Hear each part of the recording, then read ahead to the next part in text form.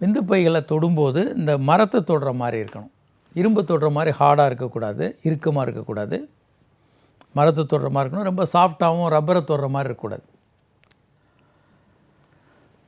அதே மாதிரி விரையில் வந்து வீக்கம் இருக்கிறது, குடல் இறக்கம், வேரிகோசீல்னு ரத்த நாளங்கள் சுருண்டிருக்கிறது, இதெல்லாம் நம்ம பார்க்கணும். கிரேடு 3 கிரேடு 4 வேரிகோசீல் இருந்தால் அறுவை சிகிச்சைகள் பண்ணலாம். ப்ராஸ்டேட் சைஸ் பார்க்கணும். மார்பகங்கள் பெருசாக இருக்கா, ஆண்களுக்கு மார்பகங்கள் பெருசாக இருந்தால் ஹார்மோன் குறைபாடு எதுவும் இருக்கான்னு பார்க்கணும். ஸோ இப்போ வந்து இவர்களுக்கு அடுத்த டெஸ்ட்டு பண்ணணும்.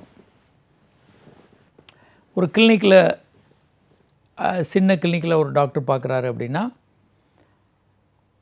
ஆரம்ப கட்டத்திலே சில காரணங்கள் இருந்ததுன்னா டாக்டர் கொஞ்சம் பெரிய சென்டருக்கு ரெஃபர் பண்ணணும். வயது 35க்கு மேலே இருக்க பெண்ணுக்கு தீட்டு சரியாக வரல, அல்லது எப்போ கொஞ்சமாக படுது, அடிவயிற்றில் கிருமி தொற்றுனால வலி இருக்குது, இதெல்லாம் இருந்ததுன்னா அவங்க அப்பயே கொஞ்சம் பெரிய சென்டருக்கு அனுப்பிச்சிடணும்.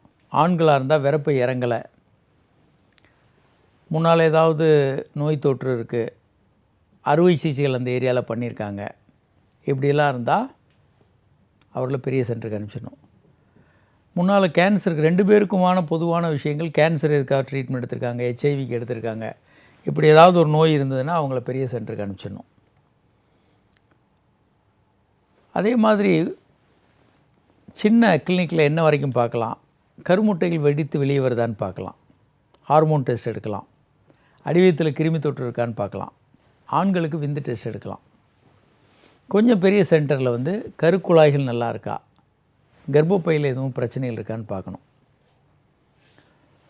ஸோ இதெல்லாம் பண்ண முடியும். ஓரளவுக்கு ரெகுலராக சைக்கிள் இருந்தது அப்படின்னா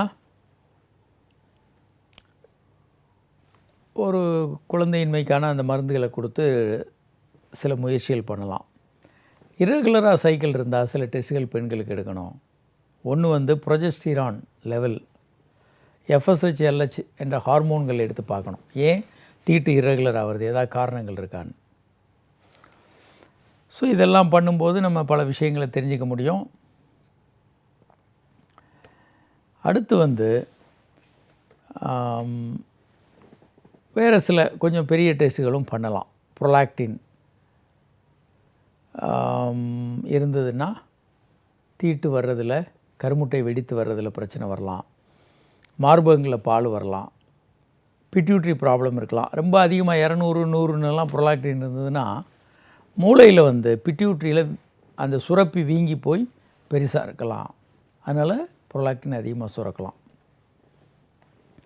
அது மாதிரி தைராய்டு டெஸ்ட் வந்து பெண்களுக்கு ரொம்ப ரொம்ப முக்கியம், ஆண்களுக்கும் எடுக்கணும்.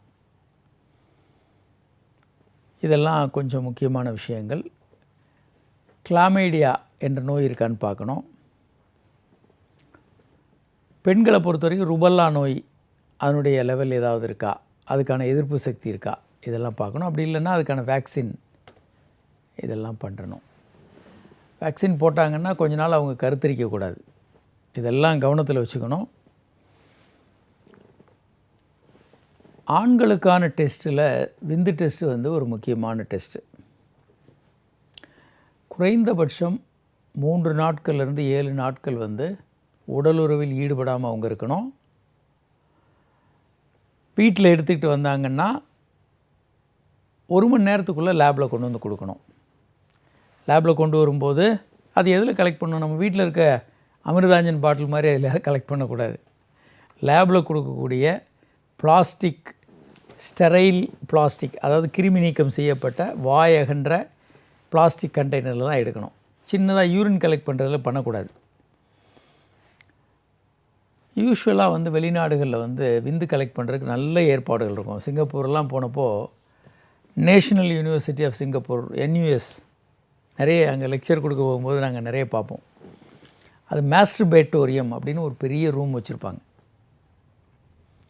அதில் ஒரு அழகான புது பெட்ஷீட் விரித்து ரூம்ஸ் இருக்கும். அங்கே வீடியோ கிளிப்பிங்ஸ், வீடியோ பார்க்குறதுக்கான ஏற்பாடுகள் இருக்கும். மானிட்டர், பெரிய டிவி, ரிமோட்டெல்லாம், ஒரு செக்ஸ் படங்களை பார்க்குறதுனாலும் பார்க்கலாம்.